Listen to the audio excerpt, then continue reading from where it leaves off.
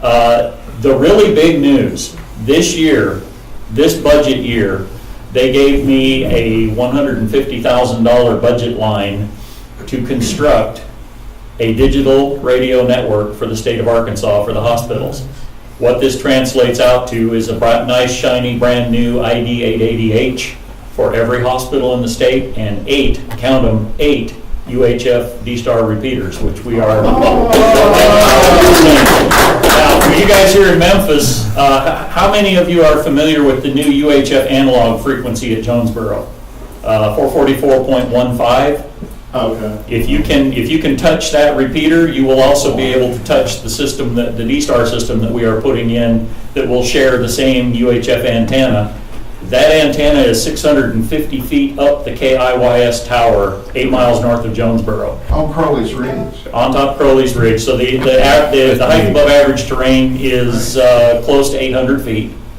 And all of the propagation prediction models say that you should be, it may not be handheld grade in Memphis, but certainly a base station and a mobile with good antenna should be able to work that. As I said, if you can touch that repeater, by the way, it has a 97.4 hertz tone on it. If you can touch that analog repeater, the Dstar system that'll be coming up on that site in a few months will be on the same antenna. I'm hoping that I'm not actually jumping on a frequency you guys are planning to use. I got boxed into a corner and had to actually order the RF combiners last week, so I had to say, okay, I'm going to use this frequency, and I picked one that was empty. What frequency was it? I forgot to bring the printout with me, and it's in my truck parked in front of his house. I've the one that's going to touch in your neighborhood. It's near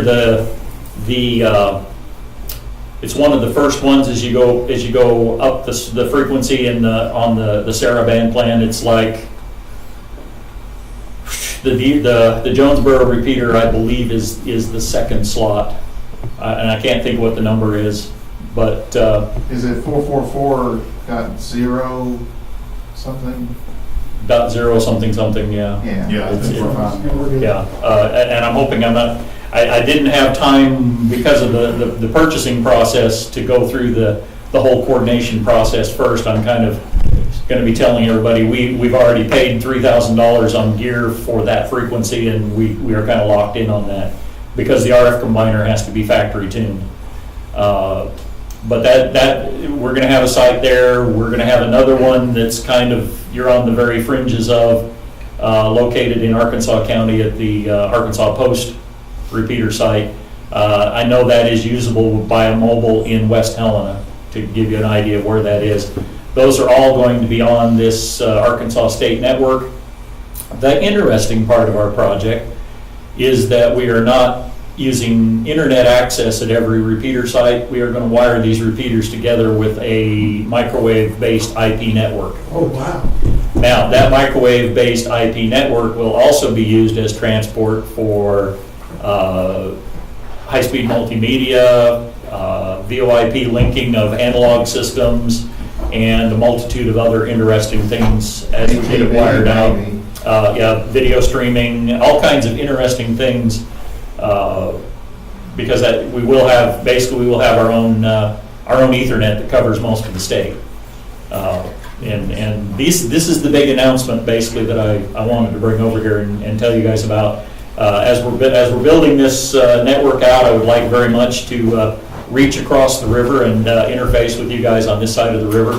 And I've actually been given directives by the people in my office to try to make working arrangements with the amateur clubs in all the surrounding states as a part of my work. So I'm looking forward to an interoperability and hopefully a network connection into your system on this side of the river. Okay. We're in the process of deploying a hamland system also. We're going to be doing that. A lot of the mesh, I've been working out on this with this. We're using the 5.8 gigahertz band for our point lengths, but then at strategic locations all over the state, we're going to attach a mesh node with strategically placed, usually on high towers with good antennas. So we will have mesh connections all over that tie onto that same backbone, And we have some other projects that I'm actually looking real hard at a series of articles that's been written up on moving the Wi-Fi mesh into the bottom end of the 70 centimeter band onto what was the ATV channels. Because we are working closely with the club that had the only active ATV repeater in Arkansas, so we already have that spectrum open and available to us at this point. There was one on Pine Bluff one too, right? There's one listed down there. To the best of my knowledge, it's not. It is not up anymore.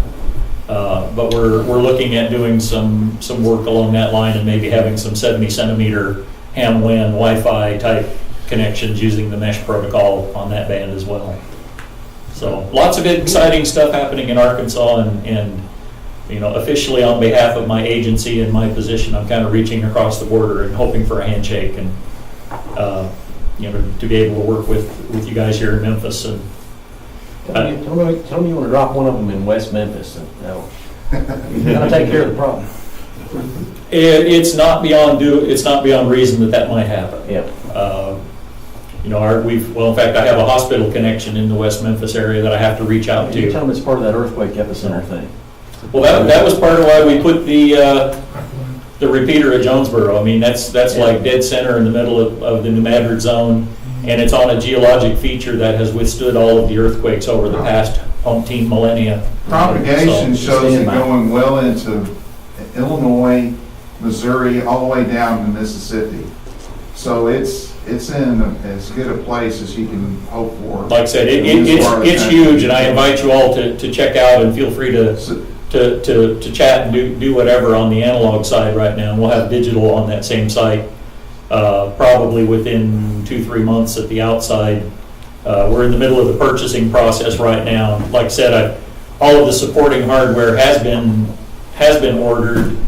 The actual radios themselves, because of the dollar amount of that purchase, had to go through our state procurement office, and they are the ones collecting the bids from the vendors. And I gave them all the right vendors to talk to, so I expect to have that all resolved in the next couple weeks, and we will get the radios ordered and start construction. And we'll be putting that repeater up just as soon as I have hardware in my hands. I'm going to be driving out to the sites and putting that up. We've got one at Jonesboro. I've got the KWOZ tower at Mountain View. I have the Brentwood Mountain Tower near Rogers. A nice tower down in Arkansas County. Those are the sites that have already been specified. The N5 DSD repeater is going to be an affiliate in Little Rock, and the balance of the state, I have some towers that I am looking at, but I haven't negotiated final access to yet. So when it's done, we would like to have the whole state wired up, and like I said, wired up also to our neighbors in all directions. So it'd be nice, like on the Wi-Fi type network, to be able to connect from Memphis through Arkansas and go on out into Texas and be talking to the mesh guys all the way down to the Dallas area, and just have a contiguous network that covers everything. We are also partnering with the VA for repeaters and equipments in Louisiana to assist with the evacuations that they do during the hurricanes. We've been working with the VA on a Dstar site at the Alexandria VA Hospital, which is where M.D.A.R.C stages for the evacuations off the Louisiana coast. That's where all their people congregate, and then they move forward into the actual impact areas from there. So lots of big things happening to your west that you probably didn't even know about until today. Great, thanks. I'll have to put you in touch with the guys in Nashville, I think. Yeah, I would really like, because I had not heard a peep. They just have started talking about it. We're looking for info. In fact, I was going to go do a presentation, and they connected up with the guys in Longview and went down there. Well, it's excellent that somebody's doing it, and actually, if they're in Nashville, that actually may free up one of my repeaters to go in a different site that'll cover the state better if they would like to work with us on that. So Okay. I definitely would like to talk to them. The really cool thing about what John's doing, and with all the equipment, Wi-Fi links, it's going to be on a hospital electrical system that has UPS backup and generator backup. So it almost take a very big disaster to knock out those systems. The other thing that John's office has done for another older club, analog club in Little Rock, is he bought his office bought a Kenwood analog digital repeater. What's the TK? It was a 7, I forget the number. It does the Kenwood digital. It's programmed to do mixed mode, so if you go in on analog, it repeats in analog. If you go in with their Next Edge digital, it repeats in that mode. And it auto switches between them. So. We're looking at maybe linking those two to the Dstar network and have it where, Yeah, we will freely admit that we're not purists, and we don't think that Dstar should be absolutely an inviolate thing that you just never touch with any other protocol. We are quite happy and in fact plan to bridge systems, maybe not full-time, but there will be bridges between the various systems. We are the Diamond State Digital Network. We are not the Diamond State Dstar Club. And we are interested in all things digital, all modes digital. Yeah, we're the same way. So, As we are too. Yeah, run.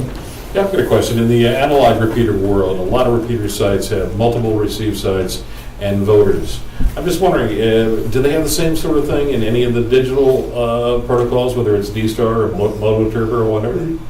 There is with the open source Dstar radios you have. So you can have a singular receive site and a whole bunch of singular transmit sites. Right. You can split your receive and transmit and have multiple transmit or multiple receives, and it goes by error rate. So whoever has the lowest error rate wins. Oh, okay. So they make voters for digital. Interesting. Yep. The open source repeater set does, the Icon doesn't. some of the open source software can use Icon repeaters. You You can integrate the Icon repeater, but you run their gateway software instead of the Icon stuff. But you would probably- That's what Michael Carey's doing. But you probably want to use, I mean, no offense against the Icon repeaters, but there's a lot better repeaters than the Icon modules, so it's, you want to use you can get a lot higher build quality It's stuff. just kind of a, smoke them if you got them concept. Absolutely. If it's already out there, just integrate it in, and this is what we're planning with the N5 DSD repeater, actually is to have a fairly high-powered transmit site and multiple receive sites within that transmit footprint. We're And not as you said, Colorado or Idaho, but we have some train shadows that, especially along interstates, that are terrible. I mean, even with mobiles, it's pretty bad. So and with that feature you were mentioning where it votes based on error rate, all of those receivers can be on the same frequency. You're not aware that you're using a remote satellite receiver. It just automatically switches you in. If it's seeing a signal of higher quality, that's the signal that gets retransmitted. Absolutely, Chris and I have talked about it a number of times. We've got a open source. It is built. I had it in my garage. It has transmitted. It works. We have a Motorola-based open source Dstar repeater here. It just hasn't made it up on the air yet, but it is ready to go. And that's one of the things we're talking about, is setting another receive site, because the place where we do where our current Dstar repeater has some issues, especially on the 2 meter side, and maybe having another receive site downtown, or It's about less than a quarter of a mile from 700,000 or 800,000 watt FMs, 80 watt UHF. So if it's dry, it goes deaf. That could cause problems. For your future thinking reference, based on experience, would also like to point out that the commercial Kenwood repeaters make really good Dstar repeaters. The one that was on top Chenal Mountain for a time, that was up there and then got pulled off, that was what they were using, was a Kenwood, I think it was the 810 840 or 840. Whatever the UHF. Yeah, it was a UHF. It wasn't specifically a digital repeater, but you can access the discriminator directly, and they do Dstar very nicely. that's what. This was the one that we got set up as MTR 2000. Yeah. So it is a beefy But similar, I mean, the Kenwoods are nice too. It looks like part of a car engine. Yeah, and the thing, it's a monster. I can also give you contacts with a dealer over in Arkansas who makes good deals to ham clubs who want to buy Kenwood repeaters. Is it, the group that sponsors this repeater, our repeater here, is Leading Edge Wireless, they're a moto dealer, so that's That all. will give you an advantage. I That's just why thought I'd share what resources I had. Thanks for coming. They do Kenwoods too, so we'll definitely talk to him about The state that. trooper in Jackson, it's got about 7 or 8. One other link thing, on the state trooper. we didn't come up here to take over It was your like 23. club meeting, but the Clarksville group, I have their contacts until we really get into this. We're gonna help them, they're having problems getting their gateway up, and we're gonna help them out with that, so that's another group in Arkansas that we're gonna help. There's a group that builds Trilogy in Jackson, Mississippi. They manufacture coax, and I told them at a seminar, I work for AT&T, sorry Rick, they made an offer when I told them about the Alexander VA repeater. They said we can donate all the coax that you want. And actually AT&T is looking at them for another coax vendor because their coax is pretty good stuff. I mean, it takes a lot for me to go away from Andrew and other stuff, you know, RFS. So anyway, I'm gonna throw that out there. So what's the status of your repeater in Little Rock right now? The repeater is up and working and healthy. We do not yet have a network connection, but we're getting the questions of that resolved. As John mentioned, we may have to buy our own network, despite what apparently the MOU that we got wasn't necessarily signed off by the right people to get funding for that DSL. I apologize for they've been leading us on for months or 2 years. But basically, we have a DB420 9 dB Omni that feeds or is fed by the 444.0125. John and I were involved with a bike race, and he was in Tucker, which is almost as far away as Pine Bluff, and we were talking without any problem. And that repeater's at the hospital? It's at the VA hospital. If you go by UAMS, if you're familiar with that, and 630 cuts across Little Rock, just to the north of that highway is where the VA is. There's a 30-foot tower on top of that building. It's the building that's octagon shaped. Yeah. Or octagon shaped, yeah. And there's a DB 224 for the 2 meter side and a DB 420 that's 9 dB gain. And all of that's fed by 1 5/8 Andric coax. It's about 60, 70 feet. And then we've got just top of the line duplexers. It's a really nice system. Yeah, It's just sad. It's a top flight setup in a room that is, when you walk into it in the summertime, it's like walking into a meat locker. It is refrigerated so well for all the The air electronics that are conditioner up there. return air is blowing on our repeater all the time. So, You actually need to wear a jacket up there in the middle of the summer. yeah, we will never have thermal issues in that building, or if we do, it'll be that the equipment is too cold. So, we're very happy with the site. The only issue we've had has been network access. Our main contact with the VA has been trying to work through internally with that problem, and has been getting roadblocked over and over again by mid-level management people who just haven't got a clue what he's doing or why it's important. They just don't want it on their budget. But from my office with the health department, I've been able to establish a very good working relationship with the top-level administrators for Central Arkansas Veterans Health, which is both the McClellan VA and the Fort Root VA in their region. And he understands what we're doing, what we're trying to accomplish, and is now working with us to try to get all of the little roadblocks leveled off so that we can actually, even if we have to pay for it ourselves, we will have our DSL soon. Right. One way or the other, I don't know if the VA is going to pay for it, but they're not going to prevent us from having it installed anymore, so. Okay, you're running a 2 meter and a 440, it's still just 2 meters? We have both. You have both. What's the frequency on your 440 machine? 444.125. Zero. It's actually, 0125. 0125. It's, if you go by the Sierra band plan, you guys are right below 444, right? Yeah, we're 4439875. Yeah. We're right above 444.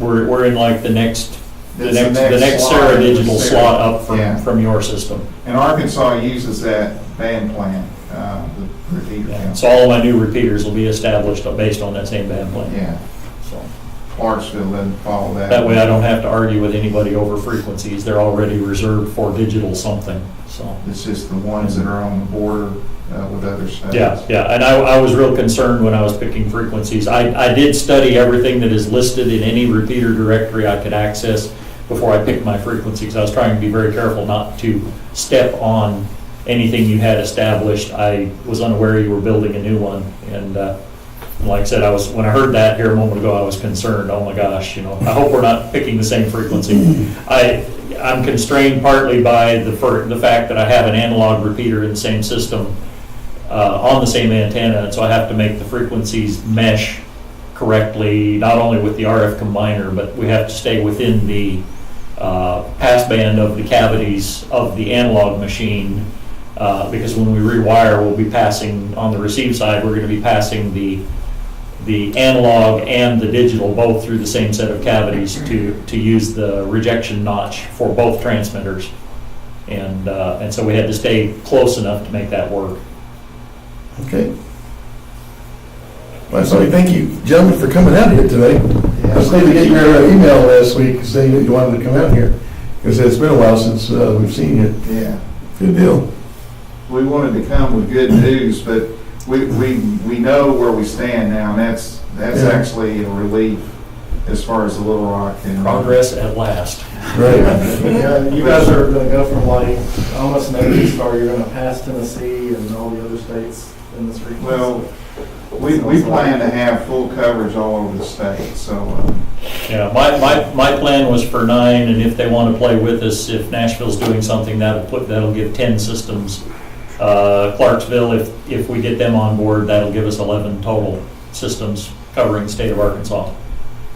And my design goal, from my office is to make certain that I have a repeater within range, working range of every hospital in the state. So, I'm working the positioning of those repeaters very carefully, with that goal in mind. But in covering the hospitals, I'm also covering most of the developed, urban areas very effectively. So. One thing to think of, when you get down to Helena, Bob White, AI4GI, is the IT manager there at Helena Hospital. Yeah, I've had conversations with him in Okay, the good. past, so. Yeah. He's next on my list to do a Dstar presentation, actually. They meet on the same night that a club that I'm on the board meets. They're a good group of folks. I'm gonna take a hotspot down, and we're gonna probably do the Hamway and Dstar. Excellent, excellent. Yeah, I'm hoping to get, that hospital is one of my problem locations. They're actually just out of range of the Northeast region analog system. Yeah. They can talk to the repeater down in Southeast region, at the one at the Arkansas Post site south of Gillette. Bob was the guy who did the drive test on the thing across the river and on his way back to Memphis, and we were quite impressed with how far he was able to hit it on mobile. We have a few issues to resolve at that Arkansas Post site, among them being who's going to pay the power bill. But we'll have that site back online shortly. And like I said, I knew we could put a repeater on that site without any argument with anyone, because I know the landlord who owns the tower. He's sitting in this same chair with me. You have conversations to yourself? Yeah, quite frequently. And Where so. is that? Is that between Helena and Lake Village, or? It is, if you go over into Arkansas County, I don't know if you're familiar with where DeWitt is. It's about 11 miles south and slightly west of DeWitt, Okay.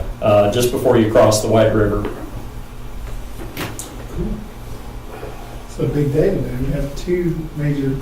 Yeah. And that repeater site where it's at actually reaches marginally, but it reaches to Lake Village. To kind of sum up, if he gets a repeater at Helena, you're talking about coverage. If you put it on the hill, it'll cover the Arkansas Delta and the Mississippi Delta. Well, I-55 will be covered from about mid-Mississippi all the way up, and I don't know what's north in Illinois and St. Louis area, but you're halfway to St. Louis on the Jonesboro Tower. You're 80 miles in Yeah. Illinois. Well, my project budget is not over at this point. They gave me a lot to start it. But the plan is that I'll have an ongoing construction and maintenance budget of $25,000 a year, which basically will allow me to add one more site every year, plus keep everything running at top flight. So these first 8 repeaters we bought is just the beginning. We're going to be assisting, like the group that John mentioned in Little Rock. Their old GE repeater got sick. They had a history of working with the hospitals in the Little Rock area going back all the way to 1964. And when I suggested that we should buy a brand new repeater to get them back on the air for the metro hospitals, it was a slam dunk getting the approvals for that through the office where I work. It was just like, oh yeah, go do it, go take care of them. And basically I will have that kind of discretion, both to assist clubs that are either wanting to develop new systems or repair old systems, as well as to build new stuff that I just think is a good idea myself. So we're going to have some ongoing construction for the foreseeable future, ongoing for years to come. Yeah. That's great news, especially in these economic times.